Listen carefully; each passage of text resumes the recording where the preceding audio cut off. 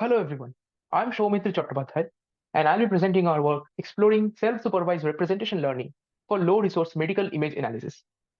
My co-authors in this paper are Soham Ganguly, Sreejit Chaudhury, and Professor Samiran Chattopadhyay of the Department of Information Technology, Jadavpur University, India, along with Sayan, a PhD student at the Department of Medical Biophysics, University of Toronto, Canada.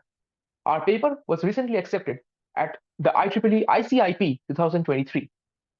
Before diving into the details of the paper, let's first explore and understand the background that builds up the motivation towards our work. In the medical imaging domain, the availability of data and also its labels has been a long standing problem. Why? Because acquisition and curation of medical imaging data is not as easy as compared to natural images that we see in our daily lives. Because medical imaging data curation requires careful capturing, pre-processing, and a lot of other processes go on before it can finally be released for public usage. And also the fact that annotating that data is an even more challenging task because annotation or labeling requires hours and days of very high precision labor from clinicians, pathologists, and radiologists. So what happens is that in the medical imaging domain, there are not really many datasets that have large scale data. And also, there is a dearth of available labels. And thus, this has motivated researchers to explore the possibility of using label efficient techniques such as self-supervised and semi-supervised learning for medical data, which can alleviate this labeled data requirements. Now, the addressing this problem, we first elaborate or extend it into two dimensions. That is the lack of data and the lack of labels. Now, as we discussed, lack of labels is something that has been explored or applied on by different self-supervised learning methods. But these methods are really effective when it comes to having large-scale data sets. For example, self-supervised learning methods have been very effective on natural images. However, they're trained on a lot of images, for example, like an ImageNet corpus or an MS Coco corpus. And the same goes for language models. The self-supervised pre-training on language models have also been performed on very large-scale datasets. So it is not really explored or not really thought of whether self-supervised learning can also benefit or can also help when there is availability of a small amount of data. Now, the problem with small data or the problem with the small scale data sets is that supervised methods are very prone to overfitting. Supervised methods are not really effective in capturing the underlying patterns, and they may overfit on this small amount of data. And also the fact that this supervised models cannot be trained from scratch on these data sets. And if we talk about transfer learning, in transfer learning here, the problem arises is that medical images are very, very different from the natural images we obtain. And thus, transferring a model pre-trained on ImageNet may not be effective when it comes to a downstream task on medical data. And this is something we actually show empirically in our slides in some time. So these builds up the motivation that how can we possibly explore, or is there a way to determine if self-supervised learning methods can actually handle both label and data efficiency? That is, if they can work even under low data settings. And so here comes the contributions of our work. So our work is an exploratory nature, and we extensively evaluate 4 recently proposed state-of-the-art self-supervised algorithms on 3 real-world and small-scale medical image datasets. So these medical image datasets are captured from real data, and they are being used in various works, but they are of very small scale. So it would be interesting. We felt at that time that to explore the effectiveness of this self-supervision algorithms on this kind of data sets. So we analyze and we try to figure out using various ablations and experimental setups some insights and some trends which we believe should pave the way for forward research in this domain. And to the best of our knowledge, this is one of the first attempts to explore both data and label efficiency together for the context of medical image analysis. So the datasets we use here are 3 publicly accessible small-scale datasets, and they vary in their domains. For example, we have the breast histopathology dataset, which has microscopic biopsy images of breast tumors, and it is a class imbalance dataset. It has 2 classes. The colorectal dataset is another histopathology dataset, but this is a class balance dataset. It has 8 classes across. And finally, we have a lung X-ray dataset, which comprises almost 6,000 images and this dataset also has a high class imbalance distribution. This is also noteworthy to mention that class imbalance is an important factor when it comes to medical imaging datasets, because some classes or some conditions are easier to capture because they're more common and the other conditions are not. And this is also a significant way in which medical imaging datasets differ from natural images. So it would be interesting to observe how self-supervision models fare on these kind of conditions. So coming to the experimental setup, so as we discussed, we are taking state-of-the-art algorithms and we are experimenting with them on these kind of datasets. So for self-supervised learning has two aspects. There are non-contrastive and contrastive learning, and these broadly fall under the representational learning methods, while the other works have been pretext task-based, for example, jigsaw puzzle or reconstruction or in-painting. And these works have been fairly outdated when we compare them to representation learning methods like non-contrastive or contrastive learning.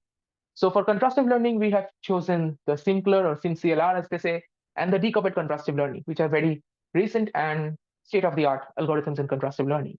For non-contrastive learning, we have taken VCREG, that is variance, invariance, covariance regularization, VCREG, and SimSiam. SimSiam is the Siamese representation learning. So these are the state-of-the-art non-contrastive self-supervised methods. For pre-training, we use a ResNet 50 encoder, which is a de facto standard for self-supervised pre-training. We have a projector for contrastive learning and an expander for non-contrastive learning. These are all taken from the original papers where the authors introduced and explained why it is necessary to have an expander for non-contrastive and a projector for contrastive. And the rest of the setup is pretty textbook oriented.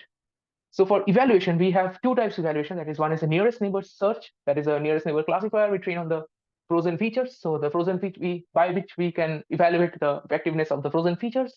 And we also have a linear probing. So linear probing is basically we take the features and we freeze it and attach a linear classifier on top of it. And we train that linear classifier. So it's like a fine-tuning approach. And here we also considered a supervised baseline. The supervised baseline is very similar to the linear probing configuration, so that there is a ResNet 50 encoder which is trained on ImageNet and it is being frozen, and we train a linear classifier on top of this. So this is just to ensure that there is a parity between the two setups, right? So this was the experimental setup, and now we can go into the results in the analysis. So you can see in the table here that we have jotted down the four self-supervised methods and compared them with the ImageNet transfer approach. So one of the key aspects is to understand how the self-supervised learning methods are faring against the transfer learning approach or the supervised baseline. So they surpass the supervised baseline by significant margins we see in each of the data sets.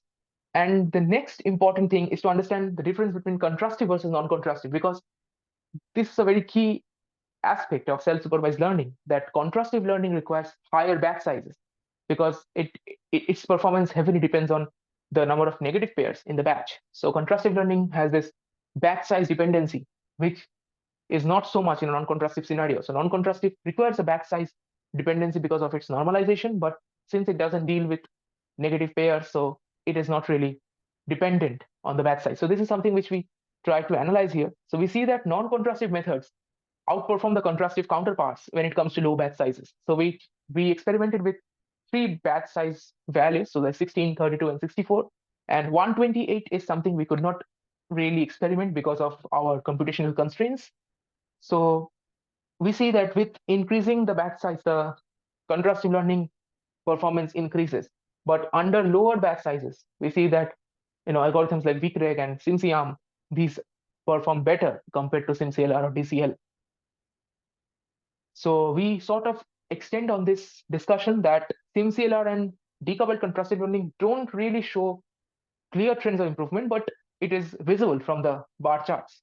So this is something, it is sort of like an anomaly in the self-supervised literature, because contrastive learning is shown to be having significant improvement on increasing batch size. So maybe the increase in batch size was not so much as to bring forth a significant change. And as we mentioned, 128 and beyond, the batch sizes were not feasible in our computational constraints.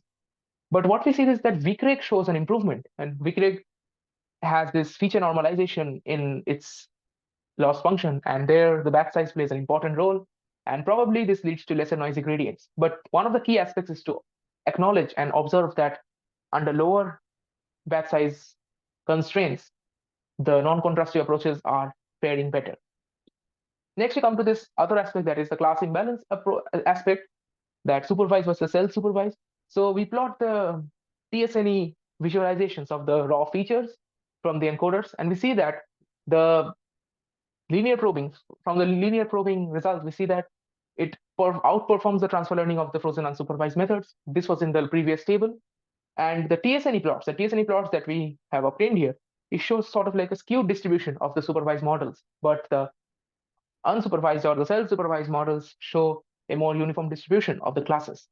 So we believe that self-supervised learning is more robust to class imbalance, and this has actually been discussed, and this has actually been shown in some previous works, that self-supervised learning is definitely more robust to dataset imbalance, and our observations kind of affirm those observations found by prior researchers.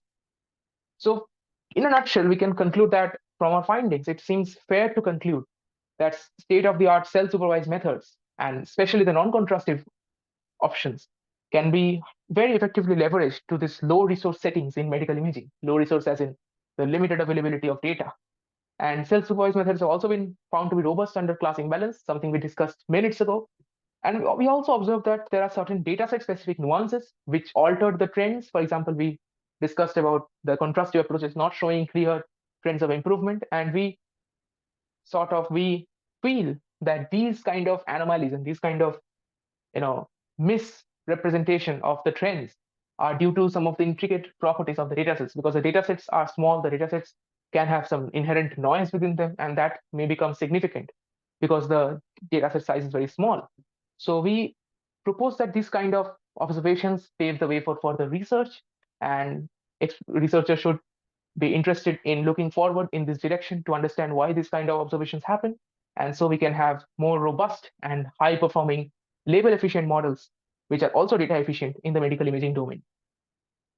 So we are thankful to the previous prior works such as VCREG and SimCLR and some of the works which inspired our study, and that sort of concludes our presentation. So thank you for listening to our recording. And this is the QR code for the GitHub repository. This has all the codes used in this experiment.